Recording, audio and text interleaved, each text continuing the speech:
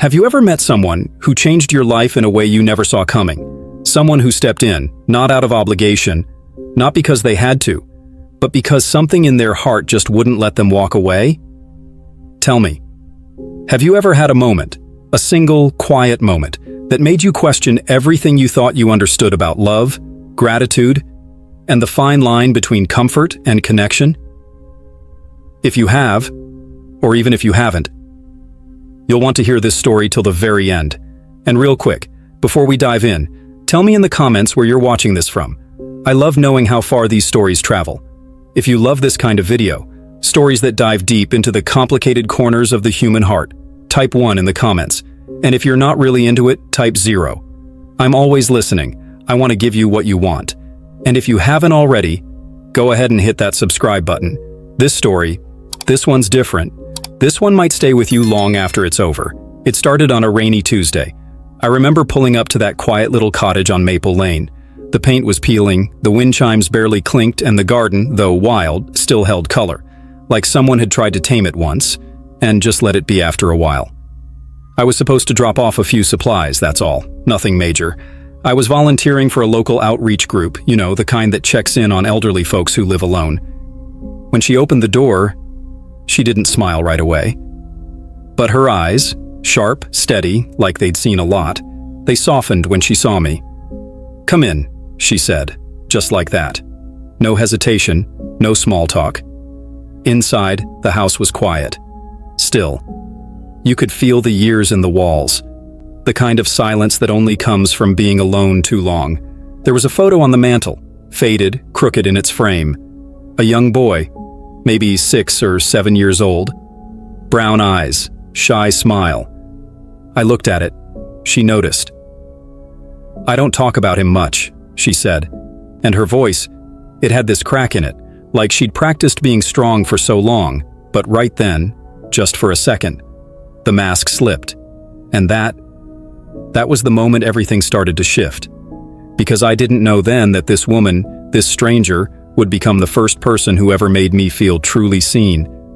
And I sure as hell didn't know that 2 years later, I'd be standing at her doorstep again. This time, as a man changed by the love he never expected to find. But let me start from the beginning. At first, I only stopped by because I was supposed to. Once a week, groceries, medicine, sometimes just checking that the heater still worked. It was routine, predictable, simple. But then, it stopped feeling like a task. I started arriving a little earlier each time, staying a little longer, making excuses to come back. One time I told her I forgot my umbrella, even though the sun was out. Another time I brought her a bag of tea she hadn't asked for, just so I'd have a reason to knock again. She never said much about it. But she always opened the door like she'd been waiting for me. And inside, there was this warmth, not just from the old fireplace that crackled even on mild days, but from her presence, her steadiness, the quiet peace that filled the space between us. It felt like walking into a place that time had left untouched. She cooked with an old rhythm. No recipes, just memory. And sure, sometimes the soup was too salty or the bread didn't rise right, but we laughed about it. She'd scold herself in that soft, half-joking way. Been doing this for 50 years and still can't get it right, and I'd tease her like I'd known her my whole life. One afternoon, she played music on an ancient record player, the kind with a needle you have to set by hand. Billie Holiday's voice came through the speaker, scratchy and haunting. "Do you know this song?" she asked me. I shook my head. She smiled. "Then you've never truly been in love." I didn't know what to say to that, but the way she said it, it stayed with me. She told stories sometimes when she was in the mood, soft ones, about a dog she once had, a neighbor who used to sneak tomatoes from her garden, a train ride she took alone when she was 20. Always little things, never names, never full details. And I never pressed. It was like she handed me puzzle pieces, but only the ones she was ready to let go of. One day, I showed up in a torn jacket. Didn't even notice the rip. She saw it before I did. "You city boys don't know how to sew anymore," she said, threading a needle before I could object. She patched it in silence, her fingers steady, delicate, her knuckles worn with age. Something about the way she touched the fabric, careful, almost reverent, made my chest tighten. After that, I brought her little things without thinking. Her favorite canned peaches, a new mug I thought she'd like, seeds for the wildflowers in her backyard. And she'd do the same. A scarf she knit in my favorite color, a note tucked into my bag, a warm plate of food kept aside when I was late. We fell into a rhythm. The kettle always whistled when I walked in.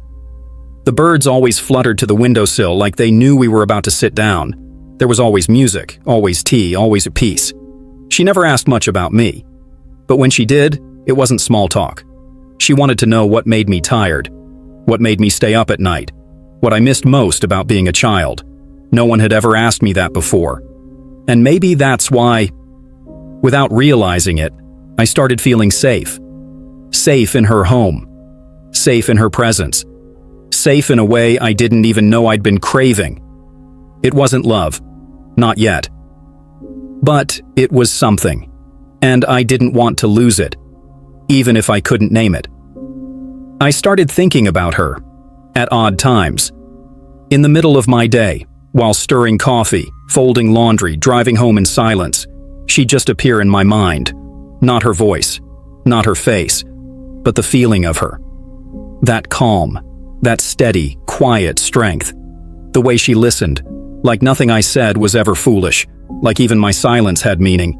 And then, there was her sadness.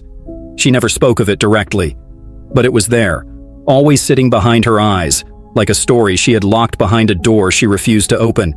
Sometimes, when she thought I wasn't looking, she'd stare out the window a little too long, or drift off mid-sentence, caught in a memory she didn't want to share. It made me ache in a way I couldn't explain. One evening, it had started getting cold. Late autumn. The kind where the air bites your skin but the leaves haven't fully fallen.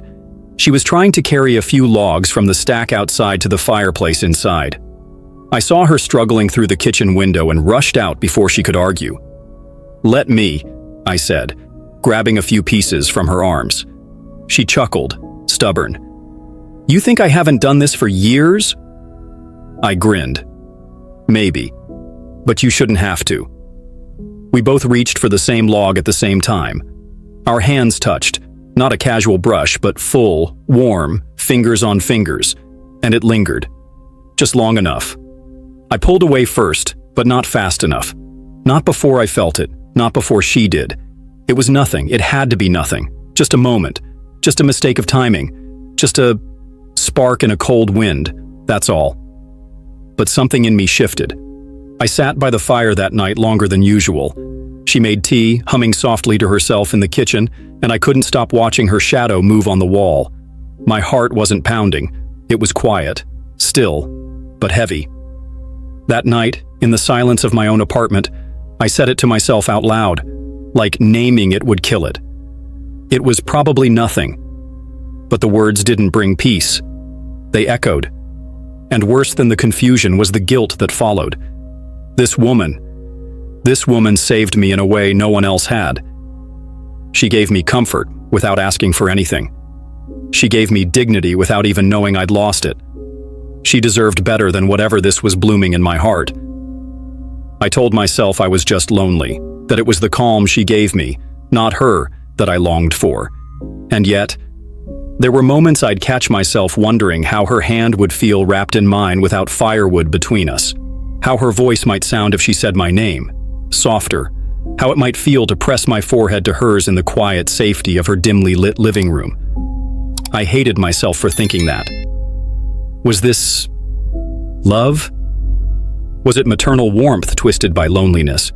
Was it just the aching need to belong to someone, anyone, who saw me? I didn't have an answer. I only knew this. Something had started. Something I didn't plan. Something I didn't want. And I was scared of where it might lead. It was a Thursday, I think. I remember because I almost didn't go. The sky had been strange all day. Low, heavy, full of something waiting to fall. You could feel it in the air, in your bones. That quiet before a storm when even the birds go silent. But something pulled me toward her house anyway. When I got there, she was standing on the porch, arms folded, eyes on the sky. "Storm's coming," she said, like she wasn't just talking about the weather. I didn't know it yet, but something was coming, something neither of us could name. We went inside, and not even an hour later, the rain came, fast and hard, slapping the windows like it was angry. Then the lights flickered once, twice. Yerwin went out. She didn't panic, just lit a candle like she'd done it 100 times before. She brought out 2 mismatched mugs and poured tea with the steam curling into the dim light. We wrapped ourselves in old blankets. Hers smelled like cedar and lavender, and we sat across from each other, the fire barely flickering, candles glowing soft between us. Outside, the rain beat against the roof in waves. Thunder rolled far off, deep and low, like the world was exhaling something it had held in too long. Neither of us said much. There was nothing to say. And yet, everything felt louder, closer. The crackle of the fireplace, the drip of rain down the chimney, the soft shift of her hand as she reached to tuck a loose strand of hair behind my ear. It was gentle, slow, intentional. And I didn't move. I didn't flinch. I didn't speak. I just looked at her. And she looked right back, steady, searching, like she was trying to read something in me that even I didn't understand. There was no smile, no words, no rush, just stillness, and something that passed between us that didn't need explaining. I felt a tightness in my chest, a kind of ache I hadn't felt in years. Not desire, not romance.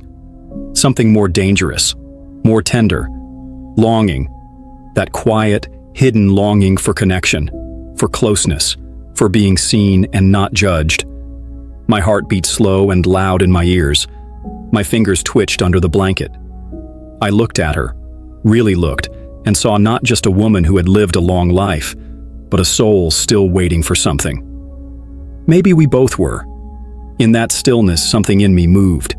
It wasn't loud, it wasn't bold. It was like a door cracking open in a room I'd kept locked for too long, and it scared me. God, it scared me, but I let it. Just for a moment, I let it. Not because I wanted something to happen, but because for the first time in a long, long while, I didn't feel so alone. After that night, the candlelight, the rain, the touch, I didn't go back. Not the next day, not the one after. I told myself I was busy, that work had piled up, that I had errands, that the weather was bad. But those were just lies I built like bricks, stacking them between us one excuse at a time. The truth? I was scared. Not of her. Not of what had happened. I was scared of me, of what I had allowed myself to feel, of what it might mean. I kept replaying that moment in my head, the way her fingers brushed my hair back, how I didn't pull away, how I looked at her like I wanted something I didn't even understand. I hated how much I missed her voice. I hated that I checked my phone hoping she'd call, and then didn't answer when she did. 3 days passed, then 4. On the 5th day, I came home to find a note slipped under my door, folded neatly, with my name in handwriting I recognized too well. It read, "I hope I didn't make you uncomfortable. That was never my intention. You're a kind soul. Please don't let my foolishness push you away." I read it twice, then a third time. My chest tightened each time, like something inside me was collapsing and trying to rebuild itself all at once. She thought it was her fault, and that broke me, because deep down, I knew she hadn't crossed a line. We both had stepped into a space we didn't expect, one that blurred the lines between comfort and closeness, between kindness and connection, and I didn't know how to live with that. I sat at my kitchen table that night, staring at that note, and I asked myself the question that kept tearing me apart. What did I feel? Was it love? Was it gratitude? Or was it the ache of two lonely people colliding in the soft dark of each other's emptiness? I wanted to see her. I wanted to hold her hand again, not because of desire, but because it had felt right, safe, needed. But every time I got close to picking up the phone, another voice in my head whispered, "You owe her more than confusion. You owe her clarity. You owe her peace." And still, I did nothing. Another day passed, then 2, until I finally found the courage to show up again, heart pounding, palms sweating, guilt clinging to every breath. She opened the door before I even knocked, like she'd been waiting behind it all along. Her eyes softened when she saw me, but she didn't smile. Not right away. "You've been quiet lately," she said gently. "Did I do something wrong?" Those 6 words hit me harder than any storm. I wanted to say no, to say she did everything right, that I was the one who didn't know how to handle what I felt. But the words tangled in my throat. Because how do you explain to someone that their kindness, so pure, so simple, was the very thing that undid you? I just shook my head slow. "It's not you," I whispered. "It's me. I've just been trying to figure things out." She nodded once, like she understood more than I was saying. Then she stepped aside and said softly, "Well, when you're ready, the tea's still warm." And somehow, that broke me even more. It was storming again. Not just a drizzle or a soft, passing rain, a real storm. The kind that shakes trees at the roots and makes windows rattle like bones. I hadn't planned on going, I swear I hadn't. But sometimes, your feet move before your thoughts do. And that night, they carried me to her porch without a second of logic behind it. I stood there, soaked and unsure, heart thudding like thunder beneath my ribs. I raised my hand to knock, but I hesitated. What was I even doing here? But before I could talk myself out of it, the door creaked open. She looked at me, really looked, like she'd been expecting me again. Her face, lit by the soft flicker of a single candle behind her, didn't show shock or anger, just quiet surprise. "You're here," she said softly. And I nodded, unable to form a proper answer. She stepped aside, and just like before, I crossed that threshold, into her world, into her calm, into the space that had become more than comfort to me. A space that confused me. The house smelled like cinnamon and rain-damp wood. The fire was low again, the same wool blanket folded neatly on the couch. It was like no time had passed, but everything had changed. She poured me tea without asking. We sat in silence for a while, the rain beating down on the roof in rhythm with the storm inside my head. Finally, I looked up, and I said it, the words I'd been choking on for days. "I think about you more than I should." My voice cracked, and I hated how small it sounded. "And I don't know what that says about me." She didn't flinch, didn't pull away. She just reached across the table, slow and steady, and placed her hand over mine. Her palm was warm, her fingers soft. "You're not the only one," she whispered, eyes meeting mine, unblinking. "Who feels things they don't understand?" And in that moment, the world narrowed. There were no rules, no labels, no lines. Just 2 people holding something fragile in the silence between them. We didn't kiss, we didn't move closer. No words of romance, no promises. Just that hand, her hand on mine, and the weight of everything we didn't say hanging between us like the thick scent of smoke and rain. The tension. It was real. But it wasn't lust. It was something deeper, lonelier, more human. It was the ache of being seen after years of being invisible. It was the guilt of feeling too much for someone who offered you nothing but kindness. It was the hunger for connection, tangled in the shame of not knowing what form it should take. And in that candle-lit quiet, I think we both understood. This wasn't about love, or youth, or desire. It was about recognition. 2 souls, brushing up against each other in the dark, each hoping the other might offer something that felt like home, but knowing, deep down, that some things you feel, you're never meant to follow, only to carry. I knew it before I said it out loud. The moment her hand slipped away from mine that night, I felt it. This, whatever this was, between us, it couldn't keep going.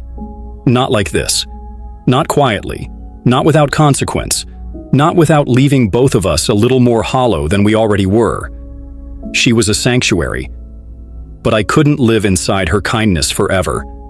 I had to become something more than the broken, uncertain man she let into her home. So, I made the decision. I told her the next morning, over the phone. I couldn't bear to say it face to face. I said I'd taken a job in the city, that it was time for a change, that I needed to go. There was a pause on the other end, not a long one, but enough to hear the sound of her breathing change. "Oh," she said, just one word, but I could feel the weight of everything she didn't say behind it. "I'll miss our talks," she added, still soft, still strong. That's how she was. She didn't ask me to stay, didn't beg, didn't make it harder, because she knew, just like I did. I spent that night packing. Didn't take much, just what I came with and a few things I'd picked up along the way, but I left her something, a note, folded neatly, placed on the kitchen counter where I knew she'd find it, beside the worn teapot and the chipped mug she always gave me. It said, "You saved me, not with grand gestures, not with words, but with warmth and patience and eyes that saw through every wall I built around myself. You gave me love when I didn't deserve it, the quiet kind, the kind that asks nothing and heals everything. But I can't stay. I need to become the man you believed I could be, and I can't do that here. Thank you. For everything." I didn't wait for morning light to blaze in. I left early, while the sky was still gray and the air clung to everything like breath on glass. Mist rolled over the road as I walked down that quiet lane, my bag slung over my shoulder, boots crunching against the damp gravel. I didn't look back. Not at first. But when I reached the curve near the old oak tree, I stopped. And I turned. There she was, standing at the front door, wrapped in her shawl, eyes glistening but steady. She didn't wave, didn't speak. She just stood there, holding space between us. And in that stillness I understood something I hadn't before. Love doesn't always ask to be held. Sometimes, it only asks to be honored. So I nodded. Once. Slow. A thank you. A goodbye. And then I turned again. And kept walking, not away from her, but toward whatever man I had to become, because she believed I could. 2 years. That's how long it had been since I walked away from the only place that had ever felt like peace. 2 years since that misty morning, since I folded that note with trembling hands and left behind something I didn't fully understand. I'd changed in that time, more than I expected. A steadier voice, a clearer spine, fewer shadows in the mirror, but not a single day passed without thinking of her. And then, on a quiet spring morning, I found myself back on that familiar gravel road. Same curve by the oak tree. Same soft wind brushing the tops of the pines. Only this time, I wasn't lost. I knocked on her door, heart pounding like I was 20 again. It creaked open slower than I remembered. And there she was, older somehow, a little smaller, but those eyes, still sharp, still warm, still her. She blinked at first, long, like she wasn't sure if she was dreaming. And then, just softly, she whispered my name. I held up the box in my hands, not flashy, just simple, heavy with meaning. "I bought this place for you," I said. Voice steady, but my fingers tight around the wood. "You'll never have to be alone again, not if you don't want to." She didn't take the box right away, didn't move toward me. She just looked at me, and then she smiled. Not the wide, open smile I remembered from quiet dinners or shared stories. This one, it was smaller, wiser, sadder. "I missed you," she said. Her voice cracked, barely. But I learned how to be alone again. Those words, they settled in my chest like a stone and a flame at the same time. She stepped aside, letting the light fall between us. But she didn't say, "Come in." She didn't say, "Stay." She didn't say, "Let's begin again." We just stood there. Me on the threshold, her in the doorway. Both of us changed, both of us carrying something the other gave. And in that moment, I couldn't tell if I was arriving or saying goodbye all over again. Some moments aren't meant to be repeated, just remembered. They live in the quiet corners of us, where we tuck away what was almost love, what almost made sense. I've played that day back in my head more times than I care to admit. The way she smiled without stepping closer, the way her silence said more than any goodbye ever could. And I ask myself, still, was I wrong? Wrong for feeling something that blurred the lines between gratitude and longing, between shelter and intimacy, between being saved and being seen? Or was it just human to want to be held in someone's heart, even if only for a moment? Maybe it wasn't love. Maybe it wasn't something that needed a name.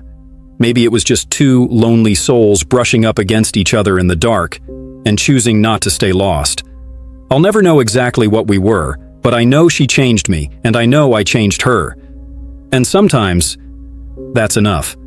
If this story moved you, if you've ever felt a connection you couldn't quite explain, if someone ever left a mark on your soul without meaning to, I want to hear from you. Type 1 in the comments if you love stories like this. Type 0 if you'd like to see something different next time. And tell me, where in the world are you watching from?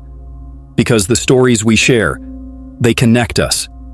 They remind us we're not alone in our confusion, in our longing, in our hope.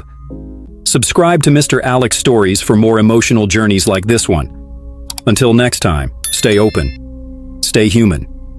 And remember, some hearts never forget the ones who made them feel alive again, even if just once.